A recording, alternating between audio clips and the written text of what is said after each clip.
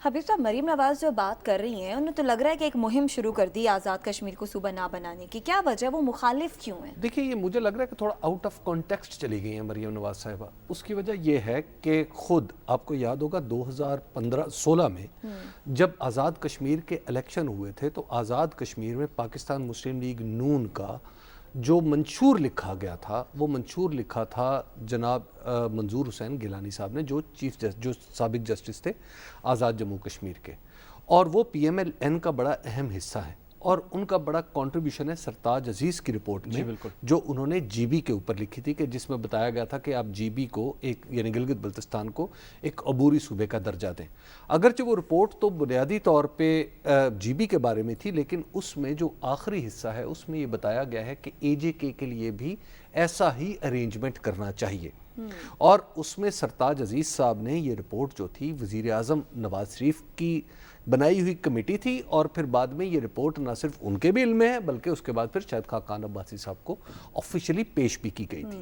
تو لہٰذا اور پھر آپ کو یاد ہوگا کہ ایک باقاعدہ ہماری اسٹیبلشمنٹ اور سب لوگ مل بیٹھے تھے آف دا ریکارڈ میٹنگ میں، جو بعد میں ریکارڈ پہ آ گئی تھی، جس میں کچھ آپ کو پتا ہے کہ باتیں ادھر ادھر پولیٹیکل باتیں بھی ہو گئی تھیں، لیکن اس کے پیچھے جو اصل مسئلہ تھا وہ جی بی اور پھر اے جے کے سٹیٹس کا تعین کا تھا. تو اس وقت بھی جو ہمارے جن کا میں منظور حسین گیلانی صاحب کا جو ذکر کر رہا ہوں، وہ تو بڑے مؤید ہیں. انہوں نے اخبارات میں بڑا طویل سلسلہ مضامین لکھا جس میں وہ یہ ثابت کرتے ہیں کہ آزاد جموں کشمیر کی حیثیت کو لیگلائز کرنے کے لیے، پاکستان کے ساتھ ایک قانونی تعلق دینے کے لیے اس کا ایک صوبہ بننا ضروری ہے، چاہے آپ اس کو مشروط صوبہ بنا دیں کہ انٹل دیٹ ٹائم کہ جب تک آپ یہ پورا مسئلہ ریزالو نہیں ہو جاتا. تو لہٰذا ان کا تو یہ بڑا کہنا تھا، اور پی ایم ایل این کے اندر بھی ایک اگریمنٹ جنرلی موجود تھا.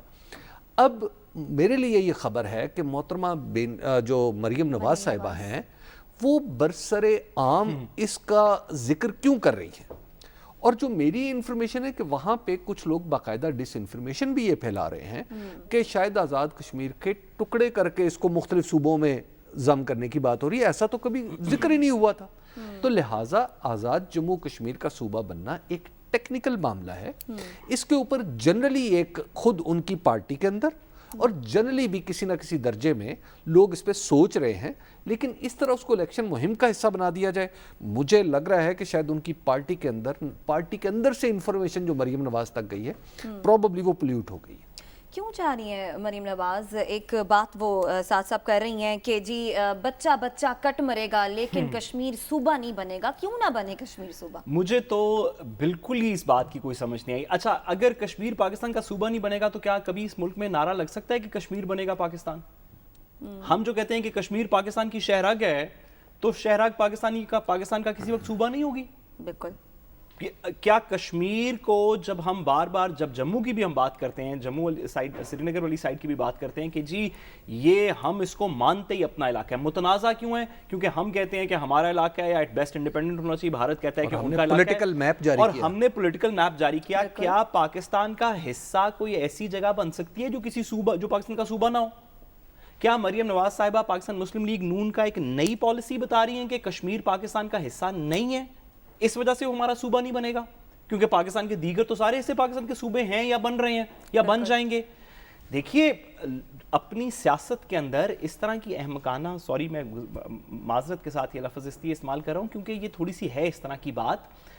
آئین پاکستان کے اندر اور کشمیر کا ایک اپنا آئین ہے، اس کے اندر یہ لکھا ہوا ہے، جو کہ بائی دا وے مقبوضہ کشمیر کا بھی ایک اپنا کانسٹیٹیوشن تھا، جو ہم آرٹیکل 370 والی بات کرتے ہیں. اگر مریم نواز صاحبہ اپنے پارٹی میں کسی مناسب وکیل سے بات کر لیں تو ان کو بتا دیں گی کہ ان دونوں آئین میں لکھا ہوا ہے، پاکستان کی سائٹ پہ بھی اور انڈیا والی سائٹ پہ بھی لکھا ہوا تھا کہ کشمیر کے اپنے عوام، ان کی لیجسلیٹو اسمبلی، ان کی کنسٹیچوئنٹ اسمبلی جو ہے وہ یہ فیصلہ کر سکتی ہے کہ ہم پاکستان کے ساتھ ہوں گے یا بھارت کے ساتھ ہوں گے. جموں کشمیر کے آئین میں بھی لکھا ہوا تھا، پاکستان کے آزاد کشمیر کے آئین میں بھی لکھا ہوا ہے. اگر کشمیر کے عوام کل کو یہ فیصلہ کریں کہ ہم پاکستان کا صوبہ بننا چاہتے ہیں، وہ اپنی اسمبلی میں یہ ریزولوشن پاس کریں، تو پاکستان کے آئین کے اندر یہ سپیس ہے کہ ہم ان کو ضم کر لیں.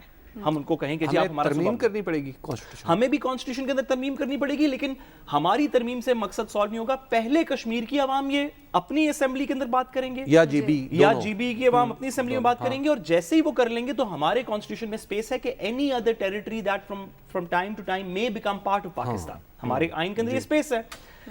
ये भारत के ऊपर तनकीद ये थी कि उन्होंने कश्मीर के अवाम से बात किए बगैर उसको जम कर लिया, ये भारत पे तनकीद थी। बिल्कुल। अच्छा, अगर पाकिस्तान आजाद कश्मीर की अवाम से या जीबी की अवाम से पूछ के उनकी 2/3 मेजॉरिटी से, उनकी असेंबली से ये फैसला हो जाए और पाकिस्तान के अंदर जम कर लें, तो क्या मरियम नवाज साहिबा तब भी नहीं बनने देंगी? यानी हम कंडीशनली बना दे सूबा। हम बिल्कुल बना सकते हैं, और ये पाकिस्तान की 70 से ज्यादा साल की पॉलिसी के खिलाफ है। के साथ। कश्मीर पाकिस्तान की शहरग है, बिल्कुल, शहरग इसमें जो है वो कोई हमारे शक से बाहर नहीं हो सकती। कोई शक नहीं।